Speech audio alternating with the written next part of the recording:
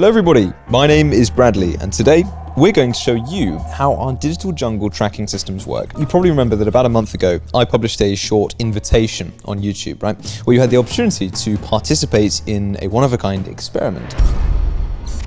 Hello, do you want to play a game? Right, so throughout the month, over 500 people volunteered to have their personal data dug up and, well, examined by our digital jungle tracking system. Now, the results are in, and you are in for a treat, unless you're one of our subjects, and then you're screwed.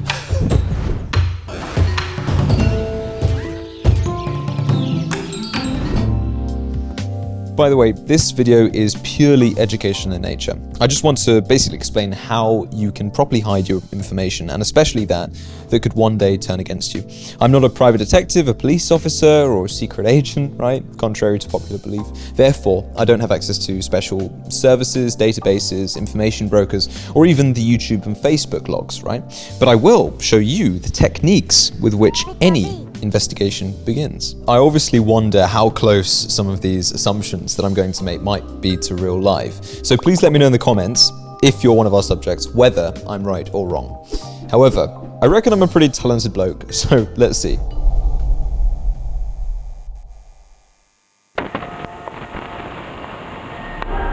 I'm ready to participate. I'm curious as to what someone can dig up with just one of my usernames. Right, so let me introduce you to our first hero. His nickname is Wait What, and he's been using that name since 2013. During this time, our hero has posted 4 videos, 3 of which gave me hints as to where I should start looking. So let's start from the beginning. In addition to the rather unusual arthropod, we've got a very telling date of upload, December the 1st. Now, it's unlikely that the author, having a YouTube channel, postponed the publication of successful shots for several months. I would rather believe that he posted this video right after he shot it. And also know that spiders hibernate for the winter, therefore in December, it's only going to be possible to meet such a beauty in the southern hemisphere. In addition, let's take a look at the size of the spider. Compare the size of its feet with the tile. This is a really unusual spider, and at first glance it could be native to either Africa or Australia. Now, the boy that's commenting on what is happening, he's speaking English. Can you see the eyes? Like, look at him ears. And it's definitely a native accent, but he's not from England. I can't exactly make out where he's from his intonation, but the circle definitely begins to narrow. South Africa or Australia could certainly be plausible. Let's watch a second video. It lasts only a second, but the description of it provides us with a lot of additional information. So a friend of the channel's author named Jaden appears on the screen. It's a pretty low quality video, so it's useless to use services that track down a person by their photo. So instead, we'll get an indication of the place where we should have looked for this guy back in 2015. Kuba Pedi. Have you ever heard of that city? Oh, probably not. Me neither. I'm not sure if I'm pronouncing that right. But Wikipedia suggests that this is a small town in the central part of Australia. A lot of opal mining goes on there, among other things, but the main thing of note is that this population is less than 1,500 people. Now, you probably couldn't get lost easily. I mean, let's be honest.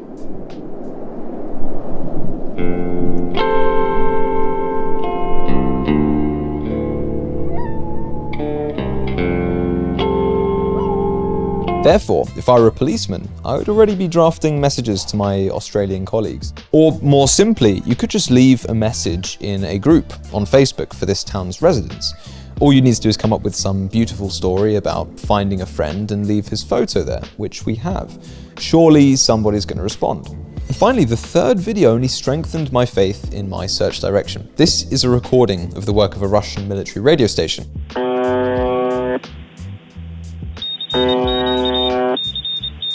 Which the author made using a digital decoder. There are thousands of such recordings, to be honest, but notice how Wait What indicated the time when he made it. Do you see KST? Well, this means the Korean time zone. What does Australia have to do with that? Well, the northern part of Australia lives with an unusual time shift, not by an hour or two, but actually by an hour and a half. Therefore, so that we don't confuse residents of other countries with a shift of 30 minutes, Australians often use the Korean time zone, KST. In the case of the radio station recording, I suppose the understanding of minutes was more important than the official time of their country. So look, we've got Kubapedi, Australia nailed down, and a few messages to residents by Facebook later, we'd probably get a name. I want a name. So if I were a special agent, at this point it would be plain sailing. Let me explain. It's clear that Wait What isn't that popular on YouTube. I mean, he's only got 16 subscribers. This means that the author probably wasn't that interested in promoting his channel beyond his inner circle of friends and family, or maybe other people that would be interested in his content. Therefore, one official request to YouTube would allow you to quickly calculate the author's social circle, with nicknames and IP addresses included. Close people who don't care about their anonymity can give you away. Therefore, either don't allow people to subscribe to you, full stop, or attract as many people as possible to your YouTube account. Now, it will be much more difficult to figure out who really knows you then, right? 10 or 20 subscribers really is a very insecure option.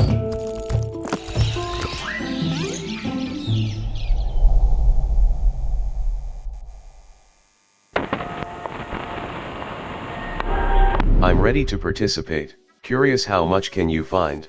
Right, moving on. Our next hero is DJ Slem. We found out a lot about this guy. This guy has a number of actually quite good electronic mixes on his YouTube channel. Let's see what we can find out about him, and whether he's in fact a DJ, as his name suggests. There's a face on the avatar, so this is a good start. I can use an online photo enlargement tool like this one that I found offered by Codex Radar to basically take a look at that more carefully. There are also tools like this for Instagram, so always be careful as to what you set as your profile picture, because people will always be able to pull out the full-sized image. Let's take a look. Now all we have to do is put this photo into a service like TinEye and see what comes up. Now with this example, we didn't get anything, it was a straight dead end, but worth a try, because at least we know what he vaguely looks like. Now, there's nothing in his About section, so there's nothing really that would give us additional information in this case. However, it does say that his location is in the Netherlands.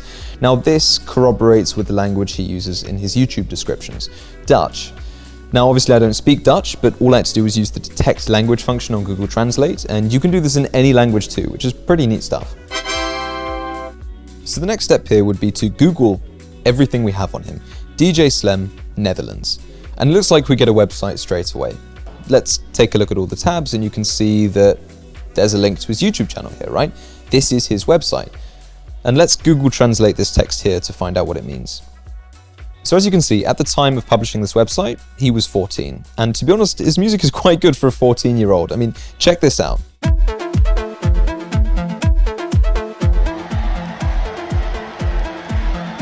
I also released some music on SoundCloud when I was 14, but it's not something that I would want anyone to see ever. Anyway, this site also took us to a Facebook profile, and you can see in the URL that the number 2005 clearly represents his birth year.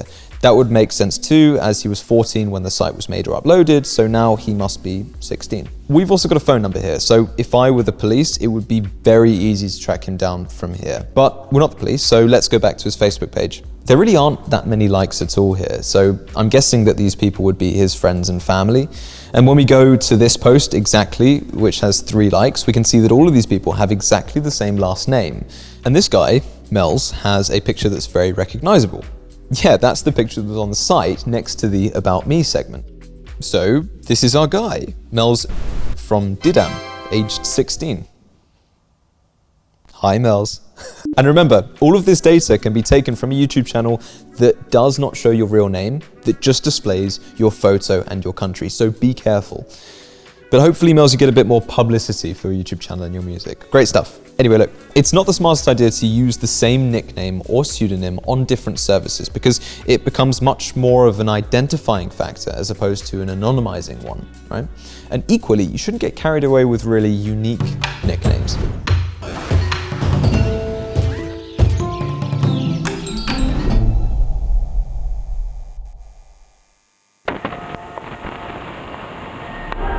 I'm ready to participate. Smiley face. Can you translate this word? Halakalaka. Google can. This word translates from Estonian into English as crazy. So what can we find out about this channel's crazy owner? 4 subscribers and 4 uploaded videos. This doesn't seem like a lot to work with, but the videos give us a valuable insight into the hobbies of the creator, computer games and programming.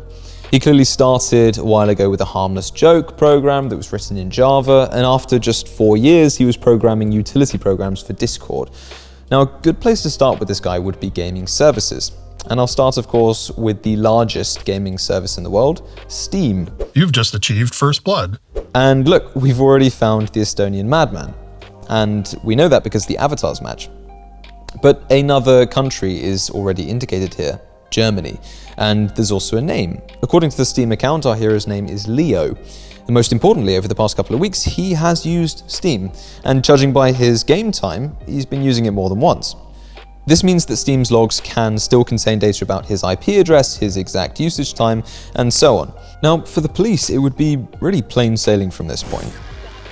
Yeah, we don't want to do anything to scare your children. That's the last thing we want to do. We don't want to scare anybody.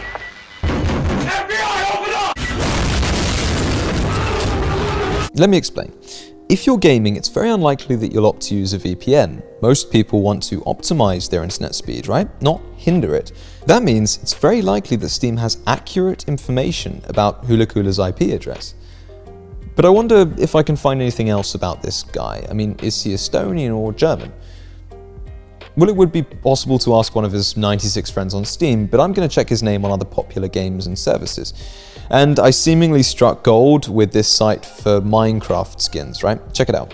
Our hero turns out to have changed his name several times. He switched from Hula Kula to Leo 1996_22. Well, it looks like his real name is Leo, and the number 1996 represents his birth year. And to this day, I will never understand why people choose to use their year of birth in their online usernames. It's so bizarre. It's like a kind of cult to the Antichrist of the religion of anonymity, right? Anyway, so this guy's 25, and the profile of the hobbyist turned serious programmer fits in really nicely here. So look, what if we used this second nickname somewhere else? Well, I did, and I found a video on YouTube where our hero is spawning chickens for target practice on Minecraft. I'm probably not even going to comment on this, but just take a look if you want. I'm going to leave a link to it in the comments. But what is interesting from this, however, is that this video was posted from a different channel. The author left some buttons here too for feedback. You could probably also turn to some old German Minecraft forums, right? And here I found a forum discussing the utilities of our Leo. Usually the gaming community and modders know a lot about each other, and it remains only really to think out a story and ask for help. And here, no high technology is needed. Social engineering, which I talked about in one of our previous videos, can be used. For instance, I could invent some story that Leo and I used to play Minecraft on a server back in the day when we used to shoot chickens with arrows, and maybe I'd like to get in touch with him on Facebook or Instagram, and I think I can get his information very easily that way. Finally, I'd like to tell you about another interesting viewer of my channel. This man is associated with games much riskier than Leo B25 from Germany.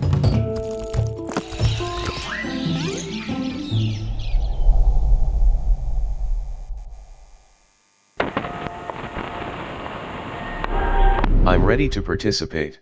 This will be very interesting.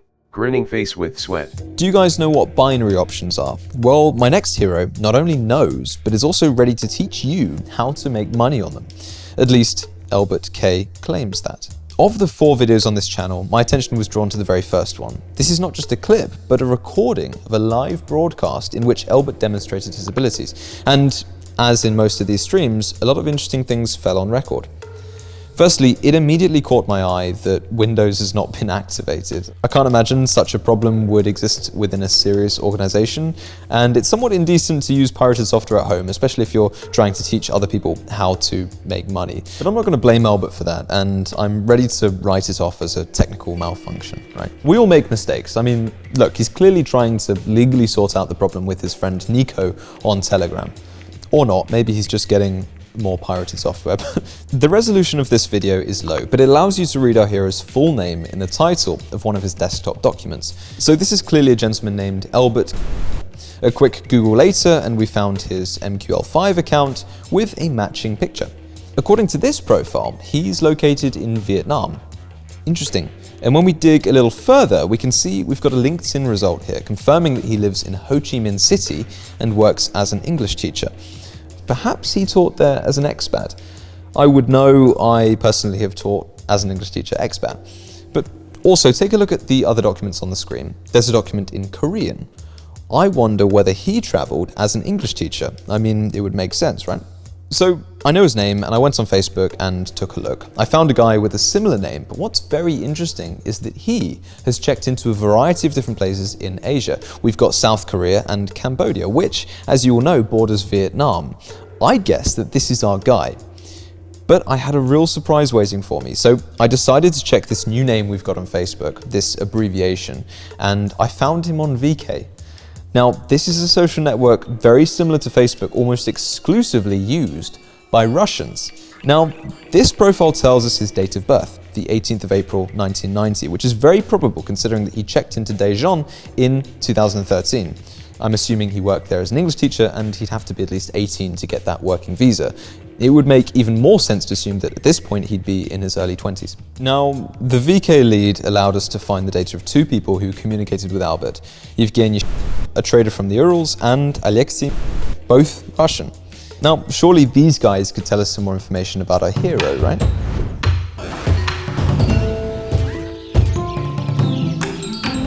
Before we end this, I do have some honourable mentions. First of all, I'd like to mention Ardash Chowdhury in passing. This is the vocalist of a wonderful band from India, and recordings of his concerts were uploaded by several fans. So now I have access to a small list of his fans, basically. I also want to warn an account, Sunny, that through her main blog on Blogspot, it's very easy to get access to an alternative one, filled with teenage experiences and insecurities. Do you remember that? Well, we will. So to all the other viewers out there, if you care about your privacy, don't use the same names and avatars on different services. Also, avoid cross-references between resources. You have different social circles on different sites, and the bigger your network, the easier it could be to attain your residence details, your interests, or even to uncover old mistakes and things that you'd prefer to forget about. Anyway, my name is Bradley Peake, and I'd like to thank you for joining me on another sobering, salutary, and superbly scrumptious slide down one of the many slippery slopes of the online jungle. I will see you in the next video. Thanks for joining us.